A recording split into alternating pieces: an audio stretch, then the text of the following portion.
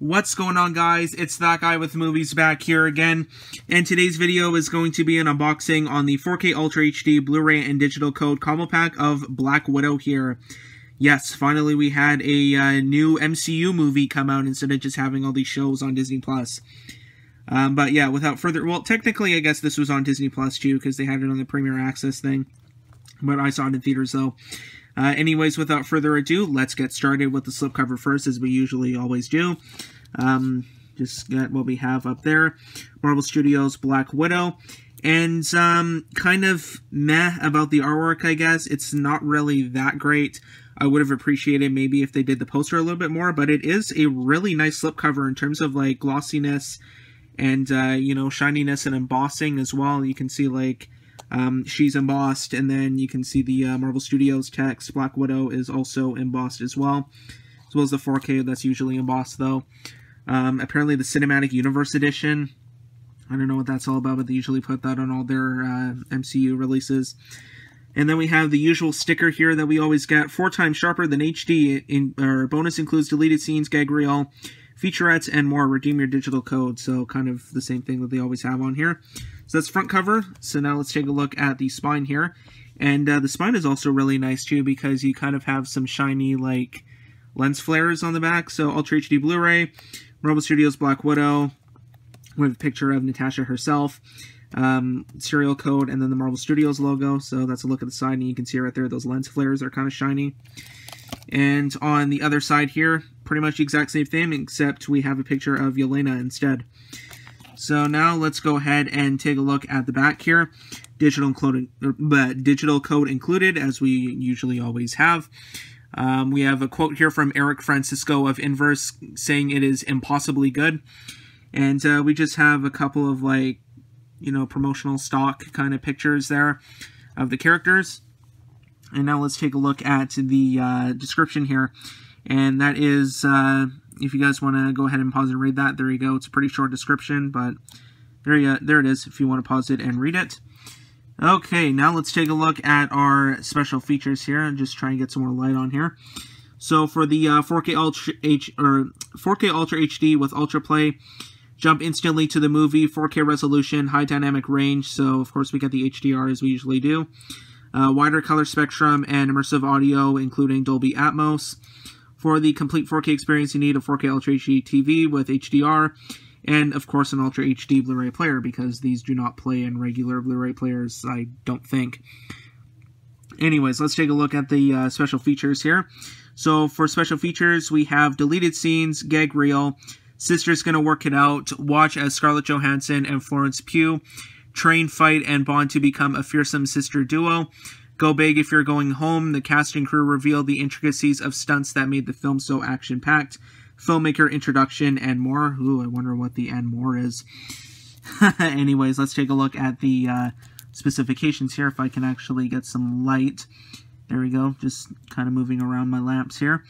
So for the Ultra HD, we have 2160p Ultra High Definition widescreen with an aspect ratio of 239:1.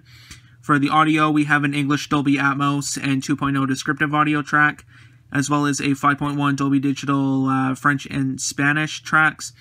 And we also, oddly enough, have a 7.1 Dolby Digital plus Japanese track. It's kind of different because we usually just have the standard English, French, and Spanish, but not a Japanese track. And then for subtitles, we have English, French, Spanish, and Japanese. And, sorry if I hit that there. For the Blu-ray, pretty much the exact same thing, actually, or no, sorry, it's a little bit different. 1080p high definition widescreen with an aspect ratio of 239:1. Instead of the Atmos track, we do get a 7.1 DTS HD master audio track, which I definitely still think Disney needs to step up their game with and include Atmos on the Blu-ray as well. Even if it involves moving the special features to another disc, I'm fine with that. And then, actually, we don't get the Japanese track on here. We just get French and Spanish 5.1 Dolby Digital. And no Japanese subtitles on here either, just English, French, and Spanish. And it's in color, of course, digitally mastered, and the runtime is 133 minutes, so just over 2 hours. And it's also a region-free 4K, so you can watch this pretty much anywhere in the world. So that is about it for the slipcover. Ooh, that's way out of focus. And let's go ahead and let's take this off. I was kind of hoping we would get some alternative artwork underneath, but I guess not. So here it is without the slipcover. There's the spine, and there is the back. So pretty much the exact same thing. So I'm going to go ahead and grab my knife here and just slice that on the side. So have you guys watched Black Widow? If so, what did you think about it? And also, how did you watch it as well? Did you go see it in theaters, or did you go see it on Disney+? Let me know down below in the comments. Want to hear your thoughts on it. And was the case broken? I guess not.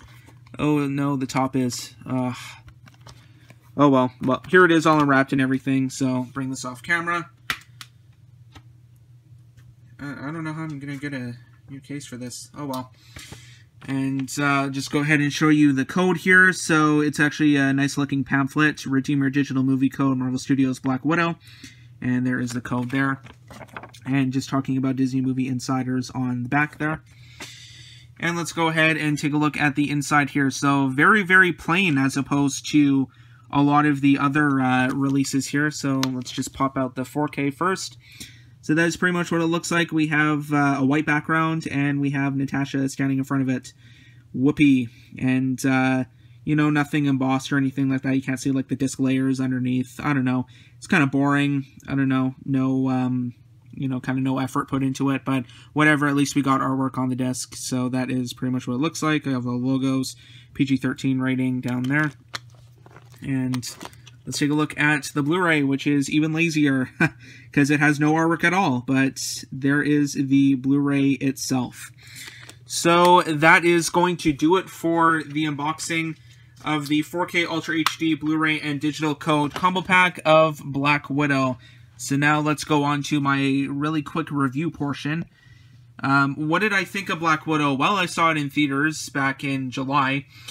Even though I could have just watched it on Premier Access, but I decided to go check out my new theater by me a second time, and I had a really good experience. I sat in the Premier seats and everything, which is kind of like blocked off from everybody, and you get like your own little like coat hangers and your own little cubbies to put your stuff in. I don't know if you know, went with your wife or you went with your girlfriend or something, she could put her purse or whatever in one of those cubbies, or you could put, you know, like drinks on top of it. It's actually a really nice experience. But anyway, though, enough about the experience. What did I actually think of the movie itself? It wasn't bad, I guess. It's definitely on the lower end of the MCU for me. It's definitely kind of lower tier MCU. I just can't see the reason why this needed to come out. Like, it was a decent movie, don't get me wrong, but did we really need a Black Widow movie? I don't know, but it was entertaining enough. I don't know. I liked some parts of it. The opening credits that showed, like, kind of where she came from, like, what happened to her and everything, were actually really, really good. Very well done, and probably some of the darkest stuff that's come out of the MCU yet, besides one of the newest episodes of What If, which was the zombie one. But, yeah, I'm actually kind of glad the MCU is doing some darker stuff now, but I don't know, like, what Disney's policy about it is. But it was, you know, it was an entertaining enough movie, I guess. I would recommend it. You know, you got some really good performances in here. I do think Florence Pugh is going to do a great job as Yelena Belova. I think she just needs to kind of grow into the role a little bit more. And I think she will be a really, really good addition to the MCU. I've been really liking most of her acting performances so far. And it's also kind of sad to see Scarlett Johansson go as well, just because she's been with this character for 10 years now, ever since Iron Man 2, or sorry, 11 years. And, you know, it's kind of sad to see her go. Another one of the original Avengers kind of leave the series. But, you know, it's entertaining enough. It doesn't have the best of plots, but, you know, like, it's an okay watch. I don't know. It's not too bad. I definitely like Shang-Chi and the Legend of the Ten Rings a lot more, because I saw that in theaters recently. I liked it a lot more, and it also kind of had some purpose in the MCU. Kind of a preview of what's coming next, but this one here was just kind of, whatever. It's kind of there. It's a... You know, it's a filler chapter in the MCU, and I think it was just kind of made because The fans wanted it, and, well, Marvel listened, I guess. So anyway, though, that's my little review portion of Black Widow. I would give it probably a 6 out of 10. It's not bad, but it's not great either. It's worth a watch if you are a big fan of Marvel and you want to watch all of the MCU content, including the TV shows, which you kind of sort of have to watch anyways. But I would probably give the show or this movie a 6 out of 10. It's not bad, but it's, you know, not fantastic either. It's not my favorite MCU movie. But anyway, though, guys, that is about it for this unboxing. So thanks for watching. Be sure to like, subscribe, comment, share. Twitter and Instagram links will be in the description down below if you want to follow me on there. Also, be sure to check out my IMDb profile page. The link for that will also be down below in the description of this video as well to check out what I've been watching recently. I haven't really been watching too much recently because, well, school started again. And, yeah, if you're new to my channel or if you're already subscribed, be sure to click the bell to be notified of future videos when they come out. So anyway, though, guys, that is about it. Thanks for watching. We'll see you all next time.